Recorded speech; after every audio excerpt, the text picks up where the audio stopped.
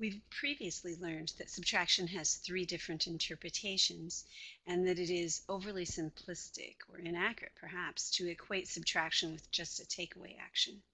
We've also already addressed this idea that subtraction can more accurately be thought of as a missing addend problem. In this lesson, we pick up with why the idea is so important and then go on to suggest some particular strategies for supporting your young learners in developing this conception. The Common Core Progressions document articulates the need for children to develop a meaningful understanding of subtraction as a missing addend problem, and it calls this idea one of the essential understandings that children need to develop. It specifically mentions the difficulties that children could experience later in middle school if they do not develop this more robust understanding. Let's follow this through into the future for a moment so that you can see what's at stake. Imagine that your first graders think of subtraction as takeaway. What's wrong with that? I mean, after all, a lot of problems they experience for subtraction do have a takeaway context. It seems successful for helping them to get answers. They appear to make sense of that idea more than some of the other interpretations of subtraction. So maybe that's just what works best for them, right? The way when they were with you, then that interpretation is probably their mind's primary default mode interpretation in 7th grade. So what do you make of this equation? 3 take away -3 equals 6. Do you see how completely nonsensical that this will seem if you have a takeaway notion of subtraction? It just seems ridiculous that you could take away from 3 and end up with a quantity that is greater than 3. Middle school students often resist this idea completely, or alternatively, and just as worryingly, they decide to accept it to maintain a decent grade, but it makes no sense to them at all. Perhaps you might even remember experiencing similar feelings when you were in school.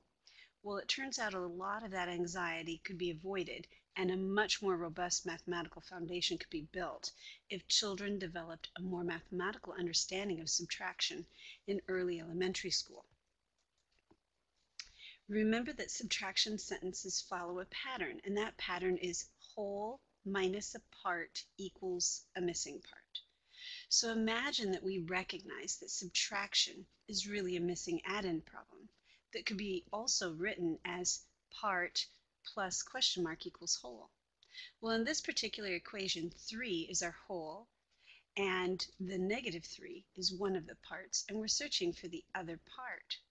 In this case, if you have this interpretation of it as a missing addend, it becomes obvious that what you are looking for is what number, when joined with -3, will get me to 3. All right? What number is equivalent to that? So if you're at -3 and you're thinking, what number should I join with -3 to be equivalent to 3? Then it's clear from the number line model that I showed you here that it has to be 6. If I'm at -3 on the number line, and I need to get to 3, then the number that will allow me to do that is +6. So in this interpretation, when I'm looking at what number do I join with -3 to get me to 3, then it's like, of course it has to be 6. So just that one mindset interpretation can turn a ridiculously difficult concept into something that seems much more obvious. Mathematicians do not conceptualize subtraction as takeaway. Rather, they consider subtraction to be the inverse operation of addition. In other words, a mathematical view of subtraction is to consider what number, when added to one of the addends, will give you the whole. This conceptualization brings together each of the 3 interpretations of subtraction. It's what holds them all together under the heading subtraction.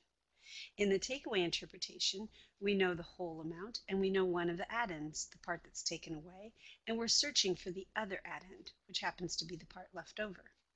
In the part-whole interpretation, we have a missing part, which we can conceptualize as a missing addend. Compare problems are a little trickier, but we can imagine the larger quantity to be able to be decomposed into 2 parts, the part that is the same as the other quantity and the part that is extra. And the part that, and it depends here what the missing addend is, but it will be either the part that's the same or the part that's extra. So we want our little first graders to develop a conceptual understanding that more closely matches how mathematicians think of subtraction. That sounds like a pretty tall order. But remember the joke about how to eat an elephant. You do it one bite at a time. So in this case, we're going to start with some really clear visuals where children are able to follow all of the relationships because the visuals speak for themselves. Use word problems with a change unknown. Here's one example. I have 10 ducks in my pond. 3 of them are babies and the rest are adults. How many adult ducks are in my pond? Notice that this word problem is accompanied by a clear visual. You can ask the students with the first diagram whether they can imagine that these are your 10 ducks. How can they show which ones are the babies? They might suggest that you separate them, the 3 off from the rest of the group, or that you partition the group as I've shown in the diagram here. The clear visuals illustrate all 3 of the quantities, the whole group of 10 ducks, and the partitioned group that represents the 3 babies and the remaining group of adults, which they can see before them. As the teacher, you'll need to model this relationship as a number bond and begin to help them see how this number bond can be translated into an equation. Begin by showing it as a missing addend equation and ask the children how each part of the equation that you're writing relates to the situation. In other words, in terms of ducks and babies and adults. You can also retell the story and rewrite the equation as a subtraction equation this time. Again, ask the children what each part means and have them consider how it is written, emphasizing the actual elements in the word problem. For example, in the top equation, you might say, so we had 10 ducks, and that consisted of 2 groups, the 3 babies and the adults. How many adults did we have to add to our babies to get our whole group of 10 ducks? And for the bottom equation that's written more in a subtraction format, you could say something like, so we had 10 ducks altogether, and when we partitioned off these babies, how many ducks were remaining? Although the model stays the same, the number bond is the same, the visuals are the same, the equation changes when the wording varies. Perhaps you can see that the individual tasks are less important here than the dialogue and the connections that are made and the models that are developed around these tasks. Children need the opportunity to just lift quantitative relationships from words and representations. And to do so, they must see multiple representations and explore each of those, how each of those representations are related to one another. So like just going back for a second, you see that we had 10 frames, we had number bonds, we had equations, and the real learning experience, the word problem kick-started it, but the learning experience for understanding subtraction as a missing addend is the relationships that children are able to make when they try to connect. How is this visual related to this number bond? How is this number bond related to this equation? Let's relate this equation back to the words. Those are where you get your primary learning experience going. So we need to really get all the goodie we can out of making connections between the multiple representations. And then the dialogue will involve a lot of back and forth discussion about how each of those things are related to one another. The dialogue is essentially a meaning-making process around these connections. Not all representations will be equally as useful for seeing this relationship of subtraction as a missing addend. Here you see representations that will be especially useful for making this mathematical connection. Words are especially important because they give meaning to an addend unknown situation. I mean, if you just say we have an unknown addend, obviously that's probably not going to mean a great deal to a child. But the words in a real story that they can relate to, and they can visualize the number bond where they can see those relationships sort of mapped out, isolated from the words, and then making connections between those two, that's going to be much more useful for them. So the words give a story to what's going on with these quantities. The number bond and the tape diagrams are useful for visually seeing the relationship, and the equation is that abstract horizon goal that we have for our learners. We communicate well in that language if they do not develop it with meaning. So at this first grade level, it's critical that these become more than numbers and symbols, that they become things that have meaning for children.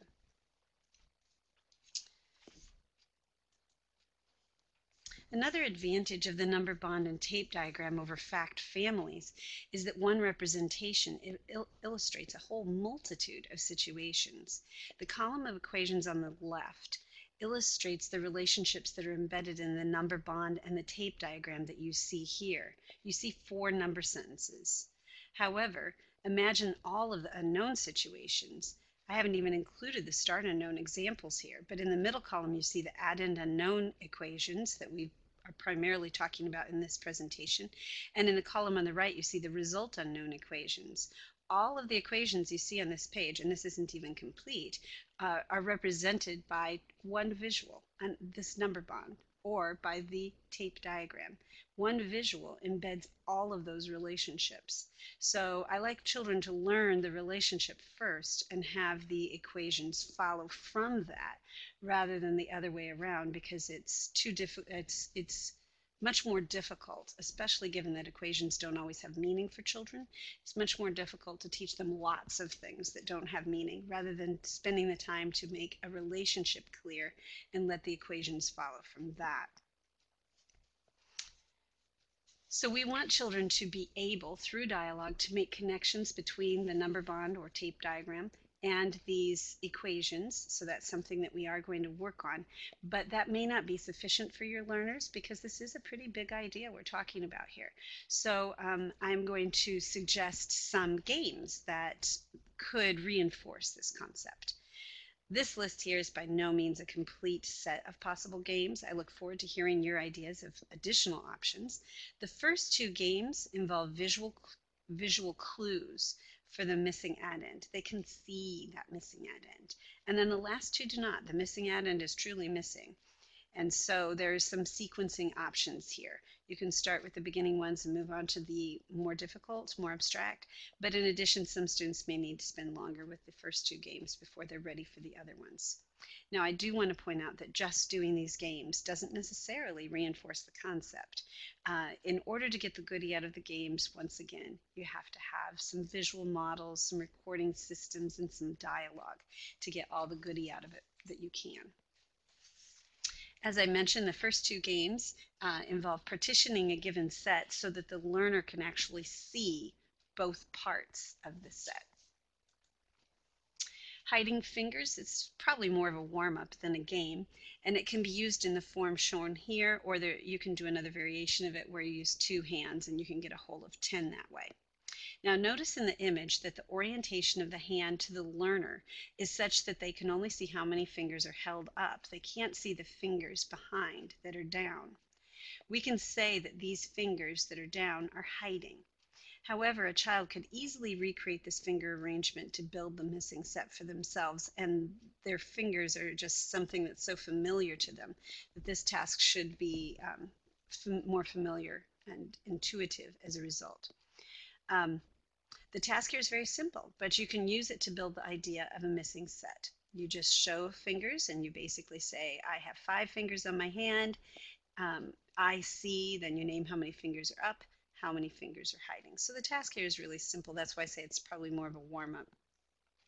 But after you've done this exercise several times, and you can then use a number bond to model what's happening. So 5 fingers is the whole, and then we can see one part and we're looking for this missing part. And you can begin to have a dialogue around that whole idea of a missing part and a missing part number bond.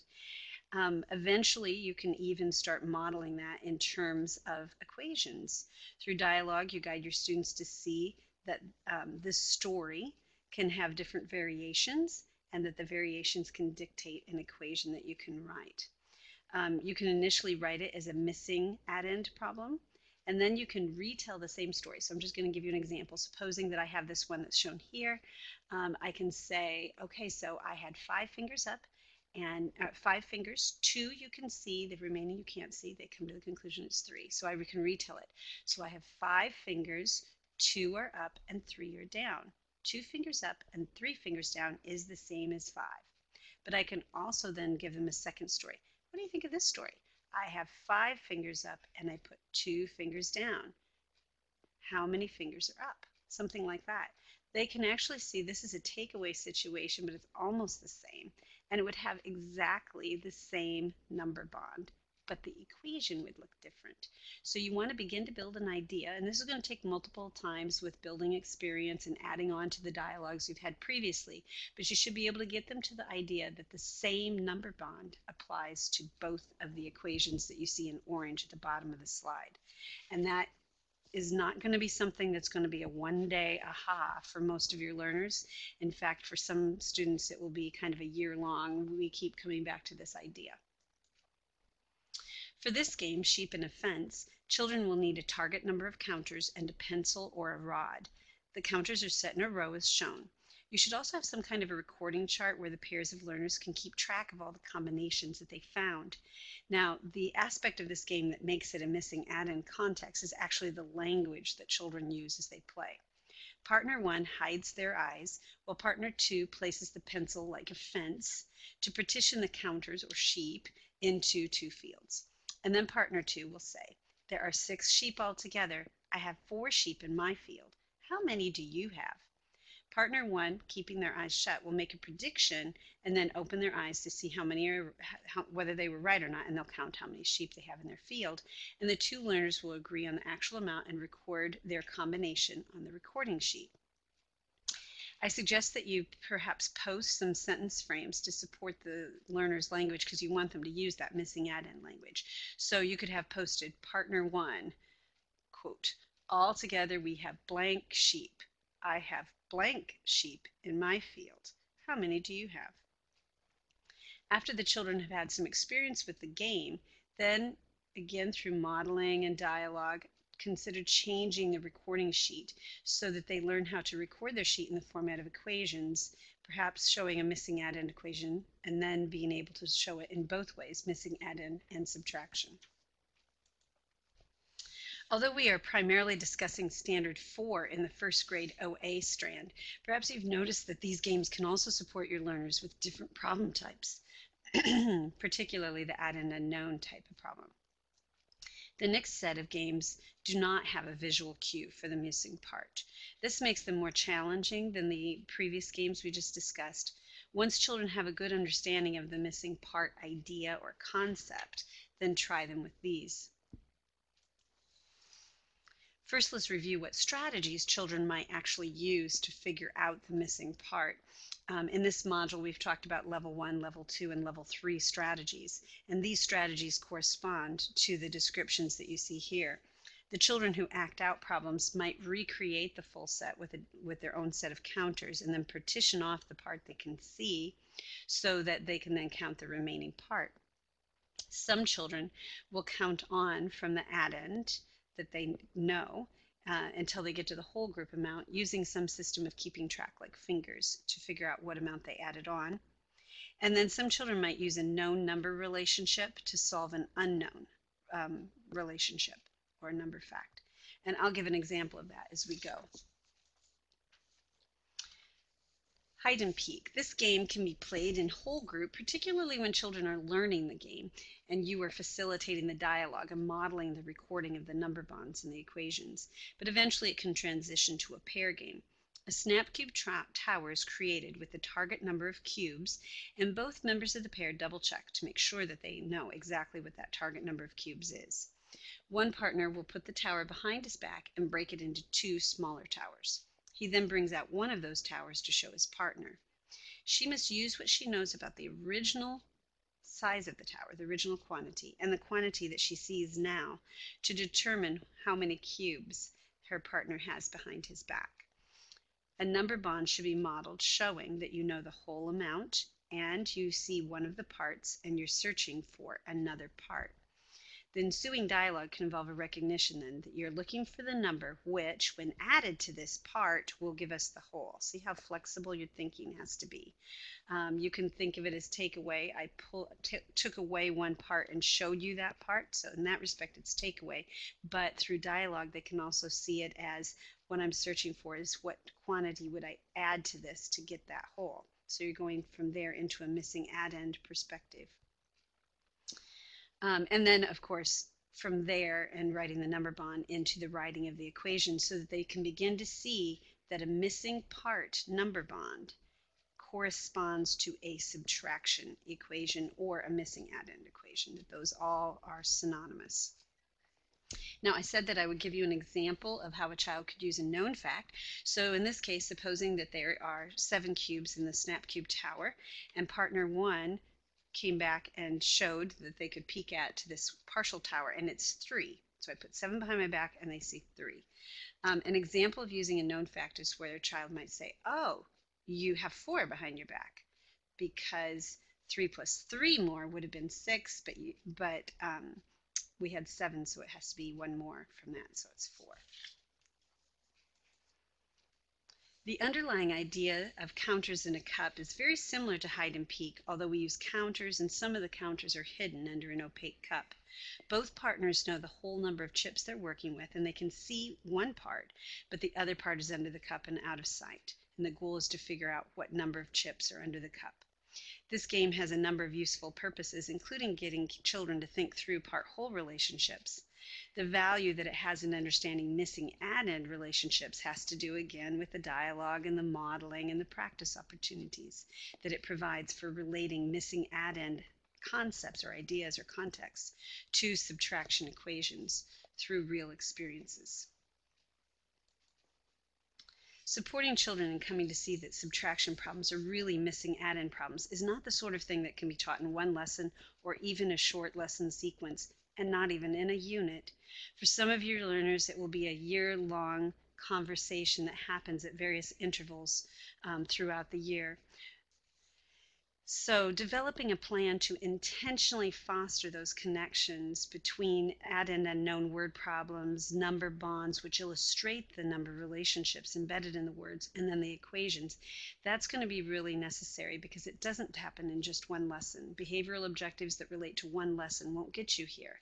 You have to have repeated opportunities where they make sense over time and incorporating a lot of intentional dialogue.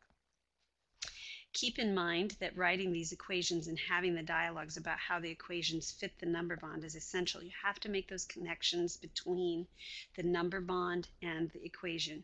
Again, seeing that a missing part number bond will result in a missing addend equation and or a subtraction equation. Seeing how all of those are related to one another is really going to be where you're at the critical aha.